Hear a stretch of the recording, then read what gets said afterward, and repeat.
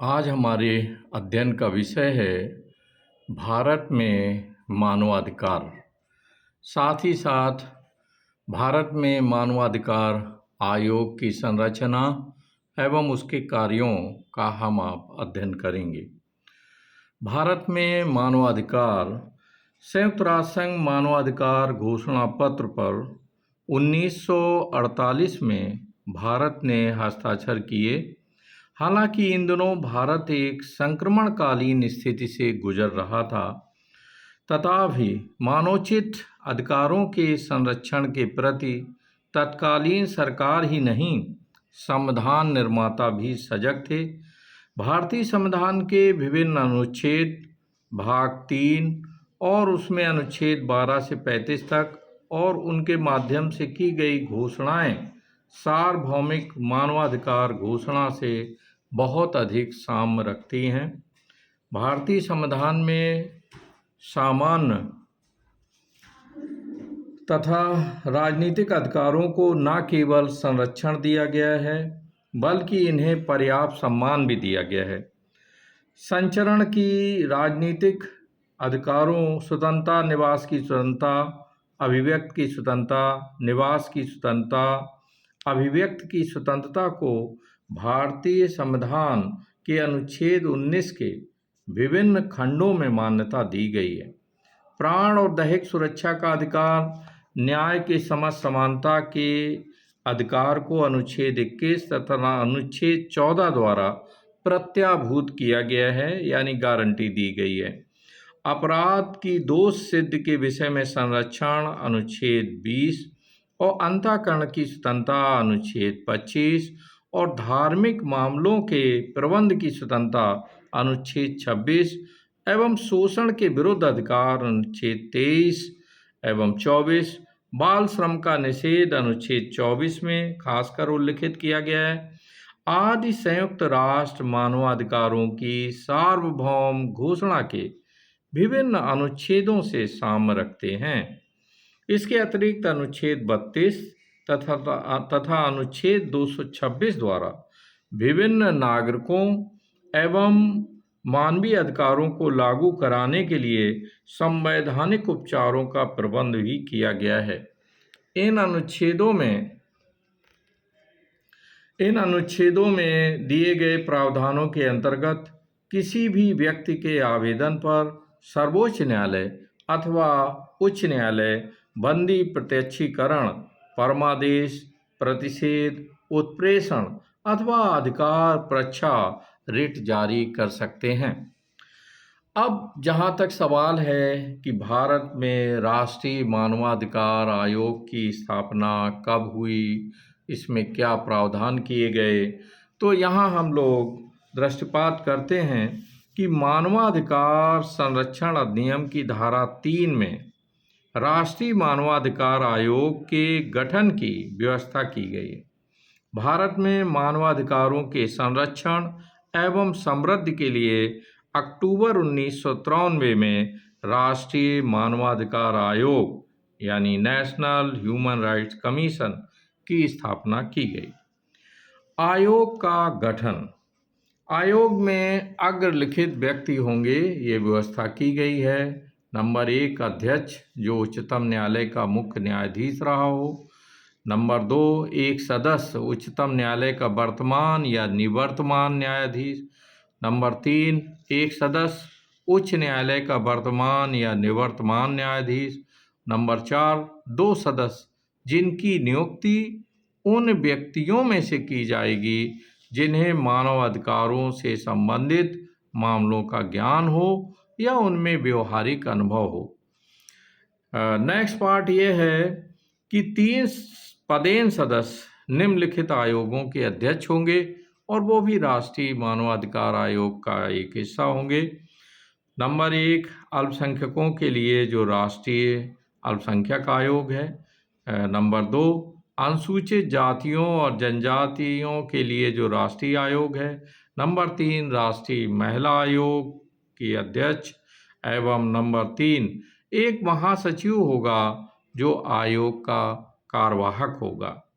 आयोग का मुख्य कार्यालय दिल्ली में होगा तथा आयोग भारत सरकार की पूर्व अनुमति से भारत में अन्य स्थानों पर भी कार्यालय स्थापित करेगा। अब प्रश्न आता है कि राष्ट्रीय मानवाधिकार की शक्तियां और कार्य क्या हैं। अगर इनकी समीक्षा और विवेचना करने को आता है तो मित्रों, राष्ट्रीय मानवाधिकार आयोग की शक्तियां और काम निम्नलिखित हैं। नंबर 1, किसी पीड़ित व्यक्ति द्वारा अपने से या उसकी ओर से किसी व्यक्ति द्वारा दायर की गई याचिका का मानवाधिकार के उल्लंघन के परिवाद या उसके दुष्प्रेषण या लोक सेवक द्वारा ऐसे उल्लंघन के निवारण में उपेक्षा के परिवाद की जांच करेगा। आयोग के पास जांच करने के लिए कर्मचारी होंगे। इसके अतिरिक्त इस कार्य को सुगम बनाने के लिए आयोग के पास व्यक्तियों के प्राण, स्वतंत्रता, समानता तथा मानवीय गरिमा जो भारतीय संविधान द्वारा प्रत्याभूत हैं तथा सिविल तथा राजनीतिक अधिकार और आर्थिक, सामाजिक तथा सांस्कृतिक अधिकार अंतर्राष्ट्रीय प्रसंविदा से समाविष्ट हैं, से संबंधित मानवाधिकारों के उल्लंघन के परिवार से जांच करते समय केंद्रीय अभिकरणों तथा राज्य के अभिकरणों की सहायता प्राप्त करने की शक्ति होगी राष्ट्रीय मानवाधिकार आयोग को। नंबर 2 है प्रमुख शक्तियों में कि किसी अन्य कृत्यों का वो निर्वहन कर सकता है जिन्हें वह मानवाधिकारों के संरक्षण के लिए आवश्यक समझता है।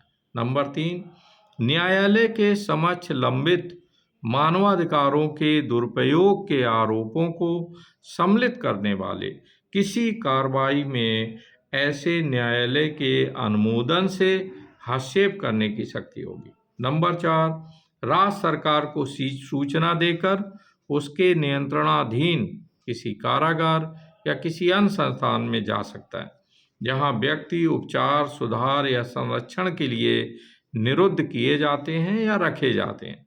आयोग को यह अधिकार अंतर्वासियों की जीवन दशा का अध्ययन करने तथा उसके संबंध में सिफारिश करने के लिए प्रदान किया गया है। नंबर 5, मानवाधिकार के क्षेत्र में अनुसंधान करेगा तथा उसमें अभिवृद्धि करेगा। ये भी राष्ट्रीय मानवाधिकार आयोग का कार्य है। नेक्स्ट है नंबर 6, आतंकवाद की कार्यवाही तथा अन्य कारणों का पुनर्वलोकन करेगा जो किसी व्यक्ति के मानवाधिकारों तथा तत्समय प्रवृत्त संरक्षणों को प्रतिषिद्ध करता है और इस संबंध में समुचित सिफारिश करेगा। नंबर 7, मानवाधिकारों के संरक्षण के लिए भारतीय संविधान या अन्य किसी विधि द्वारा या उसके अधीन उपबंधित संरक्षणों को पुनर्वलोकन करेगा और उसके क्रियान्वयन के लिए सिफारिश भी करेगा। इस प्रकार मानवाधिकार आयोग की परिधि में वे सभी कार्य आ जाते हैं जो किसी न किसी रूप में मानवाधिकारों से जुड़े हुए हैं। मानवाधिकार आयोग का कार्य केवल मानवाधिकारों का संरक्षण करना ही नहीं है, अपितु मानवाधिकारों के प्रति जन साधारण में चेतना जागृत करना तथा इस क्षेत्र में कार्यरत समस्याओं को प्रोत्साहित करना भी है। मानवाधिकारों की उल्लंघन की शिकायतें मिलने पर आयोग उनकी जांच करता है और प्रभावी कार्रवाई करता है। जांच प्रक्रिया, मानवाधिकारों के उल्लंघन संबंधी किसी शिकायत में जांच के दौरान आयोग अधिनियम की धारा 17 के अंतर्गत निम्नांकित से सूचना या रिपोर्ट की मांग कर सकता है। नंबर 1, केंद्र सरकार से। नंबर 2, राज्य सरकार से। नंबर 3, किसी प्राधिकारी से तथा नंबर 4, किसी संगठन से। यदि इनके द्वारा विनिर्दिष्ट समय में सूचना या रिपोर्ट नहीं दी जाती है तो आयोग उस पर आगे कार्रवाई करने के लिए अग्रसर होगा। यदि ऐसी सूचना या रिपोर्ट यथा समय प्रस्तुत कर दी जाती है और ऐसी सूचना या रिपोर्ट से आयोग का ये समाधान हो जाता है कि अब आगे और जांच की आवश्यकता नहीं है अथवा सरकार या प्राधिकारी द्वारा वांछनीय सहायता कार्यवाही प्रारंभ कर दी गई है, तो आयोग आगे कार्रवाई नहीं करेगा।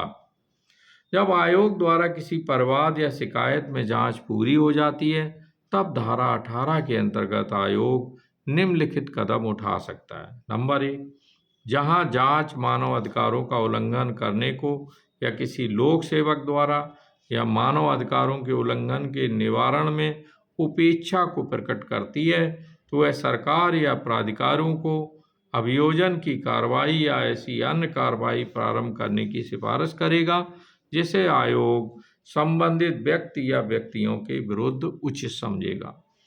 नंबर 2, उच्चतम न्यायालय या संबंधित उच्च न्यायालय में ऐसे निर्देश, आदेश या याचिका के लिए जाएगा जो वह न्यायालय से उचित समझेगा। नंबर 3, पीड़ित या उसके परिवार के सदस्य को ऐसी तुरंत राहत जिसे आयोग आवश्यक समझेगा प्रदान करने हेतु संबंधित सरकार या प्राधिकारी से सिफारिश करेगा। बालकों के मानवाधिकारों पर ध्यान देना दिनों दिन जरूरी होता जा रहा है। सरकार ने 1975 में समन्वित बाल विकास सेवा नामक योजना चलाई, 1975 में बालवाड़ी योजना शुरू की गई और 1993-94 में राष्ट्रीय शिशु सदन कोष बनाया गया। बाल श्रम के उन्मूलन और प्रत्येक बच्चे को उसके विकास के लिए समुचित स्थितियां प्रदान करने के लिए और अधिक प्रयास की आवश्यकता है। भारत ने बच्चों के अधिकारों के बारे में अंतर्राष्ट्रीय समझौते 1989 पर हस्ताक्षर किए हैं। इसी के परिणाम स्वरूप वह राष्ट्रीय बाल घोषणा पत्र अस्तित्व में आया, जिसे 9 फरवरी 2004 के राजपत्र में अधिसूचित किया गया। राष्ट्रीय बाल आयोग अपने अस्तित्व को आकार देने में अग्रसर है। इसके अलावा बच्चों के लिए राष्ट्रीय कार्रवाई योजना के मसौदे का काम भी प्रगति पर है। विनिर्दिष्ट उपलब्धियों के लिए राष्ट्रीय बाल पुरस्कार और बच्चों के कल्याण के लिए राष्ट्रीय पुरस्कार कुछ ऐसे कदम हैं जिनकी तारीफ की जा सकती है।